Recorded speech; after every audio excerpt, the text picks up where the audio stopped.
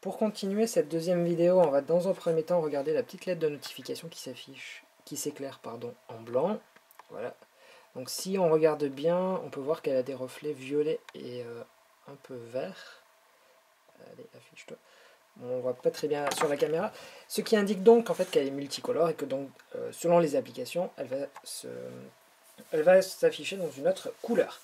Maintenant, on va déverrouiller le téléphone avec bien sûr le bouton on-off et on arrive sur cet écran de déverrouillage. Alors le premier élément qui change, c'est donc ce déverrouillage façon honeycomb avec le cercle et deux éléments. Donc si on va vers la droite, on déverrouille et si on va vers la gauche, c'est la caméra. Nouvel élément, c'est l'accès aux notifications en ouvrant tout simplement la barre comme on le fait d'habitude.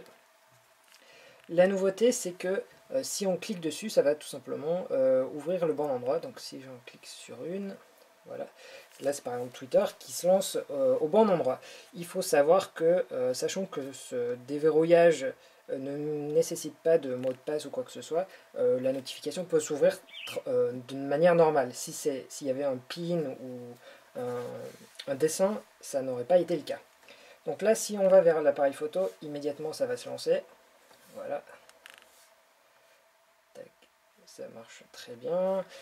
Et on va remontrer l'autre pour... Voilà, donc vous voyez que c'est extrêmement rapide. Et là, ce qu'on va regarder, c'est ce nouveau launcher, donc le nouveau bureau d'Ice Cream Sandwich, pardon. Au niveau des modifications, on remarque qu'il y a toujours une grille de 4 par 4. Là-dessus, il n'y a pas de changement. Par contre, en haut, la barre de Google est affichée sur tous les écrans. Donc là, si je swipe, vous pouvez voir que voilà, elle est bien présente de partout. C'est donc relativement pratique parce qu'on économise de la place sur l'écran. Et en fait, ça explique aussi pourquoi la grille n'a pas été, ne contient pas plus d'éléments. Ensuite, ce qu'on va regarder, c'est l'ajout de cette petite barre sur le bas. Et lorsqu'on va se déplacer, il va y avoir un petit indicateur qui indique le bureau sur lequel on se trouve. Voilà. Donc là, on le voit, le petit curseur bleu. Donc on remarque également qu'il y a toujours 5 bureaux et qu'il est impossible d'en enlever et d'en rajouter, ce qui est dommage. Pour ce qui est du multitouch, à nouveau c'est la même chose, c'est pas intégré. Et pour le format paysage, non plus. Donc a priori Google a choisi sur les smartphones de faire une version légèrement bridée par rapport à ce qu'on a sur les tablettes. Mais bon, il n'y a pas toutes les fonctionnalités sur les tablettes non plus. Juste en bas, on voit que le dock n'a pas changé de philosophie, c'est-à-dire qu'il y a toujours le bouton central qui redirige vers le lanceur d'application et 4 icônes qui sont donc modifiables à souhait. On le regardera juste après. Ce qui est intéressant, c'est également les 3 boutons qui viennent d'apparaître, car comme on l'a déjà dit, les touches physiques ont disparu. Donc la première, c'est une touche retour. L'autre, c'est une touche retour à l'accueil. Donc par exemple, si je vais sur un autre écran et que j'appuie, hop là, c'est revenu à l'écran d'accueil normal. Et ensuite, il y a également le multitâche, alors qui reprend exactement l'apparence d'Honeycomb, hein, avec cette liste qui contient le nom de l'application, l'icône et un aperçu. Et si je change, non, il faut que une autre application, si je change de sens, d'orientation, voilà, ça s'adapte également. Donc là, si je retourne sur Twitter, voilà, hop, sur l'accueil. Donc au passage, on remarque ce petit effet qui est plutôt joli et qui, au passage, s'accompagne d'une petite vibration pour indiquer que le bouton a bien été appuyé. Sur ce launcher, on retrouve à la fois des widgets, comme ça est toujours le cas, et des icônes, des raccourcis vers les applications. La petite chose nouvelle, c'est ce petit effet sur les bords. Voilà, avant il y en avait sur les listes, maintenant aussi sur le bureau. On va continuer avec donc, le lanceur d'applications qui a changé de mode de fonctionnement. Avant c'était une liste verticale, maintenant ce sont des panneaux horizontaux. Donc voilà, on se déplace comme ceci, avec un petit effet, voilà, qui ravira certaines personnes qui aiment bien ces petites animations.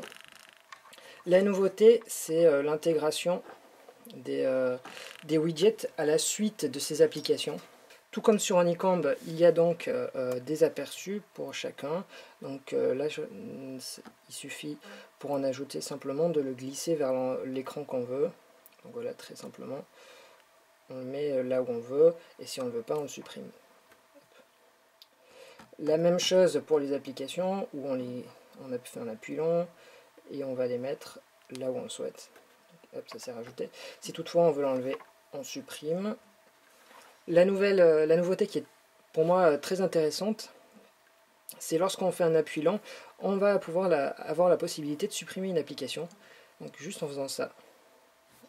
Et c'est donc un raccourci qui est très intéressant parce qu'avant il fallait aller dans les paramètres, applications, tout ça, c'était pas forcément très intuitif. Donc pour les gens, je pense que ce sera une bonne nouvelle et bien plus simple à utiliser. Donc voilà ce qu'il y avait à dire pour les widgets et le lanceur d'applications. Une nouveauté, c'est aussi les dossiers. Donc il suffit de mettre plusieurs applications les unes sur les autres. Et quand on appuie, on a alors ce petit dossier. Donc on peut lui donner un nom. Oui, ça marche pas. Voilà. Tac. Hop là. Ça fait un truc étrange, mais soit.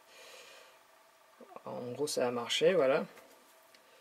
Au passage, je vais utiliser le clavier. Donc pour changer facilement de clavier, il suffit d'appuyer sur cette notification et de choisir le clavier de Google. Donc personnellement, je le trouve toujours aussi mauvais. La principale nouveauté, c'est un nouveau skin par rapport à Gingerbread. Mais en fait, on a toujours autant tendance à cliquer sur la mauvaise lettre. Donc voilà, ils n'ont pas forcément fait du bon travail là-dessus. Par contre, pour continuer sur ce clavier, si on va par exemple dans les mails pour en créer un nouveau, donc je vais écrire quelque chose de syntaxe d'incorrect. Voilà, non. Donc là, il va me proposer une correction automatique à partir du dictionnaire. Si toutefois je veux la laisser, il va y avoir un autre correcteur orthographique et là je vais pouvoir choisir le bon mot. Donc il y a deux étapes, à la fois ce clavier et n'importe quel autre clavier du market qui propose cette fonctionnalité, et ensuite un vérificateur d'orthographe. Donc c'est vraiment très bien pensé. Ça avait été intégré à iOS 5. Alors est-ce qu'ils s'en sont inspirés? Je n'en sais rien, mais en tout cas c'est bien fait, donc là-dessus rien à dire. Pour continuer, on va regarder la prise des captures d'écran. Alors c'est très simple. Jusqu'à présent, il fallait utiliser des DMS, qui est donc plutôt compliqué. Là, maintenant, il suffit d'appuyer sur le volume bas et sur la touche on-off en même temps. Et voilà, ça fait cette petite animation. Immédiatement, dans la zone de notification, il y en a une nouvelle. On clique dessus et on a notre capture d'écran qu'on peut ensuite très facilement partager. Enfin, on va aller dans les notifications, où là aussi il y a eu une petite modification. Donc voilà, le premier changement, c'est que c'est extrêmement rapide à ouvrir, fermer. Et ce qu'on remarque, c'est que auparavant, en fait, c'était séparé en deux blocs, les notifications non supprimables et les autres supprimables. Donc là maintenant, elles sont toutes intégrées ensemble et sont classées par ordre d'apparition, donc par ordre croissant. Ce qu'on remarque aussi, c'est la possibilité de les supprimer une par une. Donc comme sur Honeycomb, tout en conservant la possibilité de les supprimer tous avec cette petite croix. Donc là, si je fais comme ceci, hop là, la notification disparaît. Et si je clique dessus, bien évidemment ça va marcher comme il faut. Par exemple, si je clique sur celle d'Apixoid, l'application se lance bien, et voilà. Au passage, j'en profite pour dire que lorsqu'une application pour Android 2. quelque chose a été créée, les touches tactiles sont complétées par ce petit bouton qui va en fait émuler l'ancien bouton menu. Donc, on va continuer maintenant avec les paramètres. Alors pour y accéder, c'est à nouveau depuis la barre de notification et cette petite icône. Donc l'écran a entièrement été refait, donc ça va nécessiter un certain temps d'apprentissage. La principale nouveauté, c'est donc cette consommation data, où on va pouvoir régler ce qu'on a consommé avec une limite, un plafond, un seuil d'alerte, et pour chaque fois, en fait, si je passe en Wi-Fi, voilà, pour chaque application, on voit combien de données ont été téléchargées, donc au premier plan, en arrière-plan, et la possibilité de bloquer à chaque fois ces données, donc c'est très bien fait. Ça vient compléter les applications qui sont sur l'Android Market, et surtout, vu que c'est intégré à un niveau un peu plus bas que ces applications-là, il y a plus de fonctionnalités qui sont intégrées. Donc bon point là-dessus. Ensuite, on va faire, pour ce qui est du... je cherche, voilà,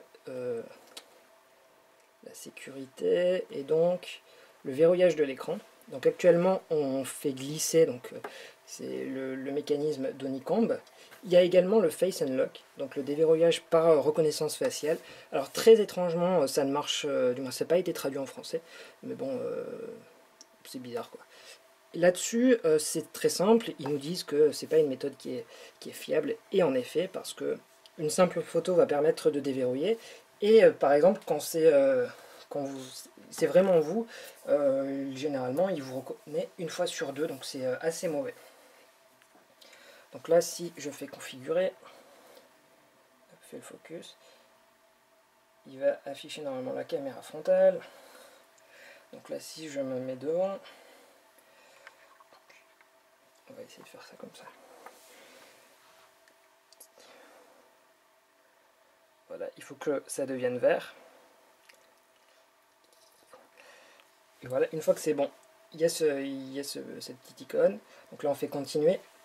Si toutefois la reconnaissance faciale échoue, il y a deux choix. Soit on fait un schéma, soit on code PIN. Donc là, si je fais un schéma, donc très simple. Donc là, je fais continuer. Hop.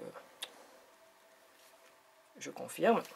Donc maintenant, quand je vais redémarrer le téléphone, ça va me demander de m'identifier. Donc là, ça a échoué, donc je dessine, et ça marche très bien. Alors là, on va faire pour de vrai la reconnaissance faciale.